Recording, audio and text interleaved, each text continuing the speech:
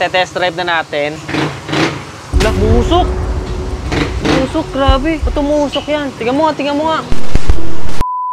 Naranasan nyo na rin ba, netizens, yung parang may kabig yung inyong manibela? Kapag lumiliko kayo, hindi na siya comfortable, parang siyang may utak. Naranasan ko na siya before sa Mio Soul Aiko at kadalasan na problema nila is yung ball race. Pero papacheck up na rin natin itong NMAX natin. Siyempre, paparefresh na rin natin kasi matagal-tagal na tayo hindi naglo-long ride. So alam ko na miss nyo to, kaya pumunta tayo ngayon sa secret shop para ipagawa ito. Tara! So yun, netizens, dito tayo sa secret shop. Siyempre, na-miss nyo si Boss Alex, yan, kasama natin. Parang kakaiba siya pag naliko ako. Patingin ko sana dito kung anong tama o anong problema niya. Iniisip ko kasi ball race eh. Pina-check ko kasi doon sa mga mekaniko, hindi ball race daw yung problema mo. Ang problema mo, yung front shock. Mukhang hindi pa siya nagalaw before. Kaya ngayon sa 17,000 kilometers, nararamdaman mo na yung aftershock niya. Pero yung iba nararamdaman na to bago pa lang. Yung sa'yo, lately mo na siya nararamdaman kasi bira mo siya gamitin. Ang nangyayari sa'yo, nagbo-bottom. Nagbo-bottom out yung lang. Kaya nagbo-bottom. Tapos, yung bearing mo sa mags, normal na sakit ng mga bawat motor, nagkakalawang, nasira na siya. So, kailangan lang siyang palitan. Okay. Tapos, ang advice ko sa'yo, ano lang to, front shock tuning, papalitan natin ng mas magandang langis para bumagay sa Philippine at hindi mag-bottom. Okay. Kaya mababaw lang yung problema niya. So, nung chinek, hindi naman siya ball race. Hindi siya ball race. Kaya siya tumatagilid, di pantay yung Di bearing pantay. mo, nagbo-bottom ka pag nalulubak. Yun lang pala, akala ko ball race. So, papakita ko sa inyo yung proseso kung paano yung gagawin natin. Dito sa secret shop tayo. So yan guys, pinapatune natin yung ating front shock. Dapat naaayon dito sa klima natin sa Pilipinas. Mainit kasi dito eh, medyo tropical. Kaya babaguhin natin yung viscosity nung oil na ilalagay dito sa front shock. Ang ilalagay natin ay 20W para mas malapot siya. Imbis na nagbo-bottom out yung shock natin, kapag dumadaan tayo sa mga lubak ay medyo mas pigil siya at mas dahan-dahan din yung pagbalik niya. Mas mapapatagal natin yung buhay nung front shock natin. Nagbo-bottom out siya. So nakita nyo yung pinaka cable tie. Tendency, umaabot siya dito sa dulo. And then of course, tinatamaan yung T-post natin. Nung na-tune up na siya, napalitan na ng viscosity ng oil dun sa loob. Hanggang dito na lang halos sa kalahati yung plane niya. Yan, so nakikita nyo sa video, halos dun na lang sa kalahati. Naiwasan na yung pagbo-bottom out. Pasok na siya na gamitin sa pang-araw-araw na kondisyon natin ng kalsada dito sa Pilipinas. At saka masahaba din of course yung buhay niya. Pati na rin of course, maiwasan natin yung iba pang pwede maapektuhan kagaya ng ball race, yung T-post. Magiging maganda na yung plane niya. Mas matibay na rin. Kaya ito yung sira, oh, naalog-alog na siya. Oh. Kaya pala may nararamdaman akong kakaiba. Ngayon ko lang na-encounter to. So ito yung bago. First time ko na-encounter to, may ganito pa pala yung bearing.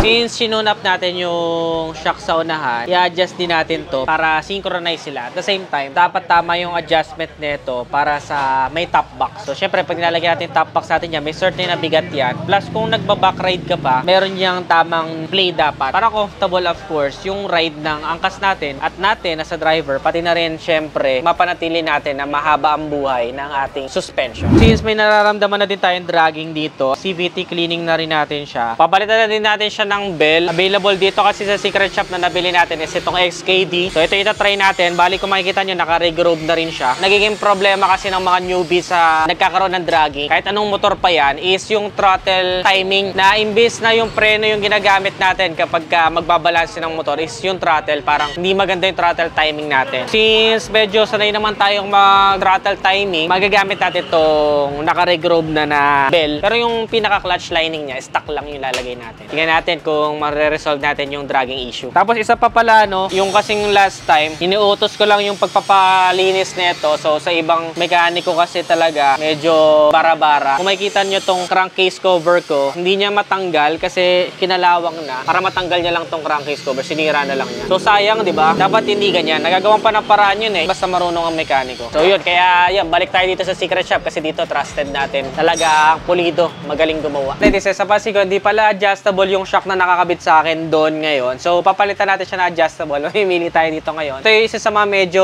magagandang shock kasi nila dito is yung Race Power. So, ito yung pinamimilian ko kung anong kulay. Kung makikita nyo yung concept na NMAX natin, medyo black and green lang siya. So, iniisip ko kung black lang din, kaya lang parang yun nga, walang pinagkaiba. So, naghanap ako ng medyo pop-up na kulay lang. So, pinamimilian ko is itong kulay gold or itong kulay white and black. No to brand wars naman tayo Kung ano lang din yung mga available dito, yun lang din. Hindi tayo sponsored ng kahit ano. This deciding factor ko lang naman, mababaw lang ako, kulay lang. Ito yung nakakabit sa akin, black. Titingnan natin kung alin ang bagay. Ito bang white or itong gold? Ano sa palagay nyo? Comment nyo kasi baba. So, ayun guys, ang laki pala ng box nito. Ito yung napili kong kulay. Shock absorber, race power siya. May freebies pala to. T-shirt. Ito yung napili natin na kulay. And then may extra pala kayo na spring. Sinod ko lang din yung suggestion ni boss kasi pag black mo, ang stock nga lang naman, di ba? Hindi naman ako maselan sa ganun. White, okay na din to. Maganda.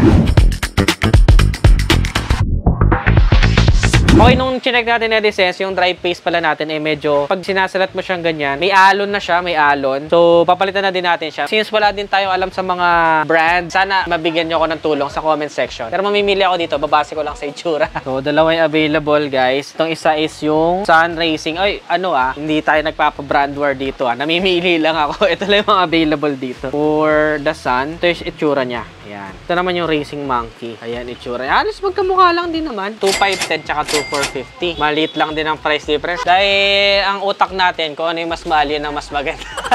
Ito, mas gusto ko yung packaging nito. Kaya na lang tayo kababaw. Mas gusto ko yung packaging. Okay. Ito na lang kakabit natin. Pares pagkapares lang ng itsura. So, ano ba palagay nyo mas okay? Comment nyo kasi baba. Test drive na natin. Lah, musok! Musok, grabe. Ito musok yan. Tingnan mo nga.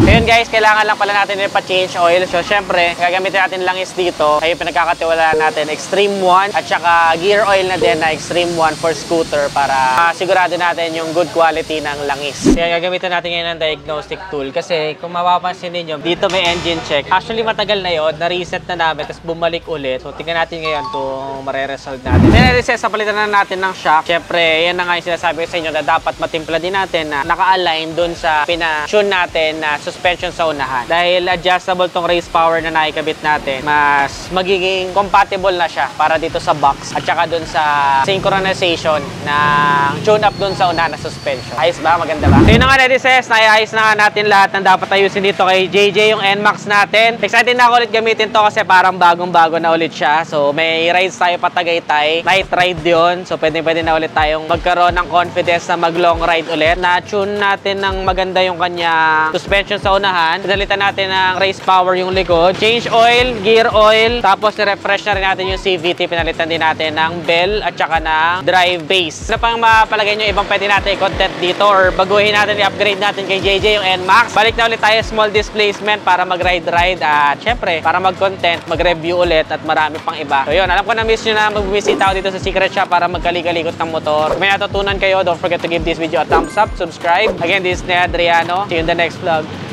Bye.